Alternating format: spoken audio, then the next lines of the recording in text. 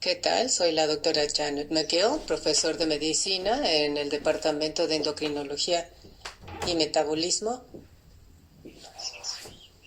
e investigación de lípidos en la Universidad de Washington. Y voy a hablar sobre el programa de seguridad cardiovascular de la linagliptina y su importancia en el manejo de la diabetes tipo 2.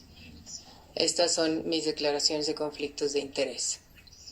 Quisiera comenzar con una revisión breve de la enfermedad cardiovascular en diabetes tipo 2.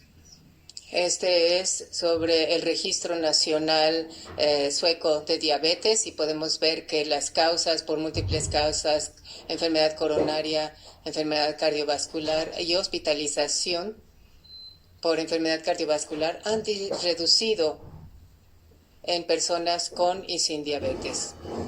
Sin embargo, las tasas en diabetes permanecen muy elevadas, en tal grado que las personas con diabetes tipo 2 presentan una tasa doble de enfermedad coronaria, muerte coronaria, cardiovascular, infarto al miocardio, diferentes EBCs y otras muertes cardiovasculares comparado con los que no tienen diabetes. Así que claramente tenemos que hacer trabajo para reducir las enfermedades cardiovasculares y mantener a salvo a nuestros pacientes.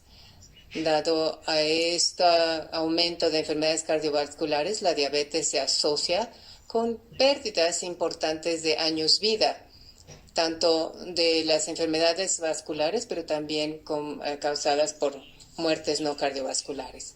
Es interesante este análisis de Anne Haynes, las tendencias en enfermedad renal diabética, que se mantienen tolerantemente estables y no hay diferencias en prevalencia. Vean ustedes todas las personas con diabetes en estos rangos. Hay menos albuminuria, pero hay cada vez más pacientes con una tasa de filtración glomerular. Y esto a pesar de una hemoglobina glucosilada más baja, una presión sistólica más baja y un LDL más bajo. Así que estos pacientes con medicamentos antiglucemiantes, vean ustedes aquí, son muy similares, con reducciones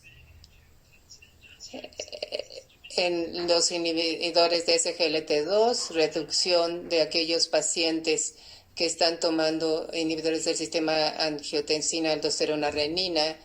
Y todavía entonces tenemos varias cosas que hacer en algunas poblaciones de minoría. Sin embargo, la presión sistólica y las proteínas de baja densidad están más o menos bien controladas. Entonces, ¿qué es lo que está contribuyendo a este problema de enfermedad renal diabética? Un par de cosas. Y aquí es donde nos encontramos en el manejo. Tenemos que reducir la hemoglobina glucosilada. La eficacia entonces es una consideración. Necesitamos que nuestros medicamentos hipoglucemiantes sean seguros, de manera que se pueda prevenir la hipoglucemia. También necesitamos prevención de enfermedad cardiovascular, así como seguridad y prevención de enfermedad renal cardiovascular. Sabemos del UKPDS, de este estudio, que la reducción de hemoglobina glucosilada es mucho mejor para los desenlaces microvasculares y también quizá para el infarto al miocardio. Vean el grupo control que tenía una media de 7.9 y los grupos de intervención presentaban una media de 0.7, lo que produjo una reducción en microalbuminoria de 33% en el reducción de riesgo, y esto es altamente significativo, de complicaciones microvasculares 25%, retinopatía 21% e infarto al miocardio 16%. Las guías actuales de diabetes se enfocan en las metas de glucosa, que son principalmente de hemoglobina glucosilada, costo y seguridad, evitar la hipoglucemia, de manera que las metas de glucosa puedan alcanzarse, y luego las consideraciones cardiovasculares y renales. Me refiero a seguridad cardiovascular y prevención de eventos cardiovasculares. La ADA y la EASD, y sus guías recomiendan en general una hemoglobina glucosilada menor a 7,0, una glucosa preprandial de 130 y postprandial de 180. Y la AACE también recomienda una reducción de hemoglobina glucosilada un poquito más bajo, de 6,5, con glucosas pre y postprandial de 110 y 140 o menos respectivamente, individualizados, evitar la hipoglucemia y obviamente alentar el peso adecuado y otros beneficios. La Revista Internacional de Diabetes, en sus diferentes algoritmos, muestra varios valores metas. Vean ustedes, hemoglobina glucosizada, un poco entre la ADA y la EASD, pero casi son similares. Estas son consideraciones de tratamiento. El algoritmo de ABCDE, FGH. Vean ustedes, la E son enfermedades cardiovasculares establecidas y enfermedad renal crónica, y también la incidencia de hipoglucemia. Es interesante que los estudios de tratamiento intensivo ven el UKPDS y DSTT-EDIC, vean ustedes reducciones de microvasculatura, así como reducción de problemas cardiovasculares y mortalidad también, aunque ACCORD muestra aumento de la mortalidad, aunque hay disminución de problemas cardiovasculares y complicaciones cardiovasculares. Entonces, ¿qué pudo haber salido mal? Lo que apreciamos aquí es que en el estudio hubo mucho más hipoglucemia o UKPDS que fue proactivo, o los estudios que se hicieron antes del 2012. En este análisis, cuando vemos este esquema basado en insulinas, del lado derecho, vean ustedes la glucemia se eleva cuando la hemoglobina glucosilada cae a menos de 7. Con metformina o sulfonilureas podemos llegar a 7 con bastante seguridad, pero se empieza a tener problemas con la hipoglucemia cuando se baja por debajo de 7,5. Entonces, los estudios de seguridad cardiovascular de la diabetes tipo 2 requieren, a través de la FDA, que todos los antidiabéticos sean llevados al mercado después del 2006. El propósito pretendido fue para asegurar seguridad cardiovascular. Las consecuencias no pretendidas fueron interesantes. Todos, pero no, digo algunos, pero no todos los antiglucémicos muestran superioridad para MACE, así como componentes individuales de SES y también objetivos clínicos compuestos renales. Estos son los tres posibles resultados. Aumentar el riesgo cardiovascular, puede mostrar seguridad cardiovascular o protección cardiovascular con base en objetivos clínicos MACE de 3 puntos o 4 puntos. Así que los estudios de seguridad cardiovascular en diabetes tipo 2, bueno, tenemos agentes orales más viejos e insulina, y tenemos también agentes antidiabéticos más nuevos que incluyen los PP4, con los estudios SABRE, Examen, TICOS, Carolina y Carolina, los análogos del receptor de GLP-1 y los inhibidores de SGLT2 y aquellos dedicados a insuficiencia cardíaca y los de enfermedad renal crónica. En los estudios más viejos, UKPDS 33 ofreció evidencia de beneficios cardiovasculares, pero la evidencia de beneficio es mezclada en estos estudios. Por eso hay que considerar UKPDS 34, como lo vemos aquí, que es beneficio de metformina en pacientes obesos. Esto se basa en 89 eventos. Sin embargo, se sostuvo durante 10 años. Entonces, el beneficio cardiovascular de la metformina se agrega a la del sulfonilurea y estos son diferentes y pueden tener beneficios diferentes. Si analizamos la poliurea, en los estudios, de sulfonilureas, no hay asociación con riesgo de MES de manera consistente. Y no hay una señal de 50. En PROACTIVE, la pioglitazona fue superior al placebo como objetivo secundario principal, que en este caso es un MES de 3 puntos, pero no fue significativo para el objetivo de MES expandido. La hospitalización por insuficiencia cardíaca aumentó con la pioglitazona. Luego tenemos una gran gama de estudios de desenlace cardiovascular con los nuevos agentes. En la parte superior, en azul y morado, vemos los estudios para los DPP-4, incluyendo los más recientes, Carmelina y Carolina, que fueron realizados con linagliptina. Y si vemos las cifras, con 8.300 en Carmelina y 6.000 en Carolina. Abajo tenemos los estudios cardiovasculares para los GLP-1 y SGLT2. Y me voy a enfocar aquí a los inhibidores de DPP-4. Para el objetivo clínico primario, todos los estudios de desenlace cardiovascular para los DPP-4 caen dentro de el 95% de intervalo de confianza de MES de 0.3. Veamos los resultados aquí de los resultados de desenlace cardiovascular para los DPP-4 y son bastante consistentes. Muestran no inferioridad en seguridad cardiovascular y ningún beneficio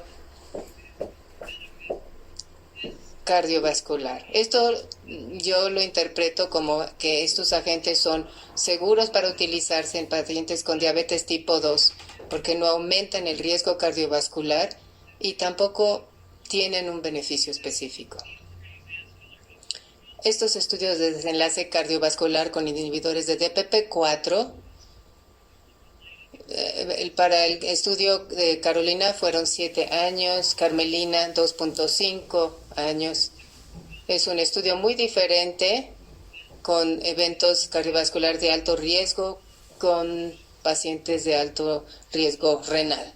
Si vemos un resumen de estos estudios completados o concluidos, una de las cosas que vemos es no inferioridad a lo largo de todas para el MES de 3 puntos. Sin embargo, existe un aumento estadísticamente significativo en insuficiencia cardíaca, en hospitalizaciones con la sitagliptina y con alogliptina. No hay aumento en las hospitalizaciones con sitagliptina o con linagliptina. Estos dos agentes, por tanto, no tienen los mismos problemas ni problemas de indicación que la saxagliptina y la alogliptina sí tienen. Si analizamos el estudio Carmelina aleatorizado, quiero señalar que 17% era de origen latino o hispano entre los pacientes enrolados. El estudio incluyó 15% de pacientes de Sudamérica y México. Aunque es difícil de ver, este estudio se hizo en personas con enfermedad cardiovascular o alto riesgo cardiovascular. Sin embargo, su tasa de filtración glomerular estimada estaba mayor a 60 mililitros por minuto y 20% estaba por debajo de 60. Estos son los resultados de glimepirida versus linagliptina en desenlaces cardiovasculares en pacientes con diabetes tipo 2 y vemos que no hay inferioridad con la señal de seguridad y evidencia quizá de superioridad. No obstante, cuando analizamos las tasas de hipoglucemia moderada o severa, la linagliptina tiene significativamente más bajo que glimepirida, con una razón de momios de 0.18 y una P de 0.001. Así que la linagliptina causa menos hipoglucemias en tasas de eventos cardiovasculares equiparables. Veamos el estudio ahora con linagliptina versus placebo en eventos cardiovasculares mayores en pacientes con diabetes tipo 2 y enfermedad cardiovascular con riesgo renal. Esto es Carmelina. Hubo alrededor de 7,000 pacientes en este estudio y resulta curioso que una tercera parte de estos pacientes fue enrolado en Latinoamérica. Estos pacientes fueron enriquecidos con bajos tasas de filtración glomerular y la mitad de la población tenía una filtración glomerular estimada por debajo de 50 y tasas de factores de riesgos cardiovasculares para eventos cardiovasculares. Aquí tenemos la linagliptina como hipoglucemiante en hemoglobina glucosilada. Para los investigadores como yo, en donde tenemos otros tratamientos como insulinas y otras, esto es muy importante y linagliptina se comparó con placebo o con otros tratamientos hipoglucemiantes. El tiempo a los enlaces primarios y secundarios, es decir, MACE de 3 puntos, en enfermedad renal no mostró no inferioridad, pero tampoco protección cardiovascular o renal particular. Veamos un caso particular que me fue referido de su centro local. Después de tener eventos hipoglucémicos que le causaron a caerse y tiene un traumatismo cráneoencefálico con un hematoma, la terapia actual es insulina humana 70-30 unidades, 20 unidades sin ajuste. Su hemoglobina glucosilada fue de 9.1% y dice, si tomo todo, la insulina es mala y puede ocurrir. Entonces, los objetivos de este paciente es evitar la hipoglucemia, mejorar el control de la glucosa y mejorar su monitoreo. Sabemos que la hemoglobina glucosilada es importante para la mortalidad subsecuente en pacientes que comienzan con diálisis. El promedio de hemoglobina glucosilada es de 6 a 8%, o 7 a 8 de hecho. Brinda la mortalidad más baja en unos cuantos años. Por supuesto, si se llega por debajo de 7, entonces, o si está por arriba de 8, la mortalidad aumenta. Entonces, sí tenemos que tener como objetivo 7% de hemoglobina glucosilada como promedio. La frecuencia de hipoglucemia aumenta dramáticamente conforme los pacientes desarrollan o experimentan enfermedad renal crónica, y estas son las etapas de este tipo de enfermedad. Más diabetes, y ven ustedes glucosas menores de a 50 miligramos por decilitro. Tienen mucho más elevada que aquellos sin enfermedad renal crónica. Hicimos un estudio con linagliptina en combinación con insulina en enfermedad renal crónica. Esta es la compilación de datos en donde vemos la reducción de hemoglobina glucosilada y no aumento de la hipoglucemia. Así que se redujo la hemoglobina glucosilada de 0.43 a 0.69 en pacientes con enfermedad renal crónica leve, moderada o severa, de manera que no hubo aumento en las hipoglucemias en absoluto. Estos son pacientes que están recibiendo insulina, se ajustaron las dosis generalmente a la baja, pero a la alta si no hay buen control glucémico. Sin embargo, cuando la linagliptina se agrega a este tratamiento, la hipoglucemia no aumenta, sino más bien es menor en aquellos pacientes que tienen insuficiencia renal leve. Entonces, los inhibidores de PP4 disponibles, una de las características de la linagliptina es que se metaboliza por el hígado y se excreta sin cambios por el tracto gastrointestinal. La dosis es de 5 miligramos independientemente de la función renal, en tanto que los otros inhibidores de DPP4 tienen que ajustar la dosis de acuerdo con los indicadores de enfermedad renal. En los estudios de desenlace cardiovascular, examen SAVOR con alogliptina y saxagliptina mostraron un aumento en la insuficiencia cardíaca que no se observa con la linagliptina y la sitagliptina. No hubo diferencia ahí. Entonces, el tratamiento final para este paciente fue linagliptina 5 miligramos días, insulina glargina 22 unidades en días no dializados, 16 unidades en días de diálisis después de la diálisis.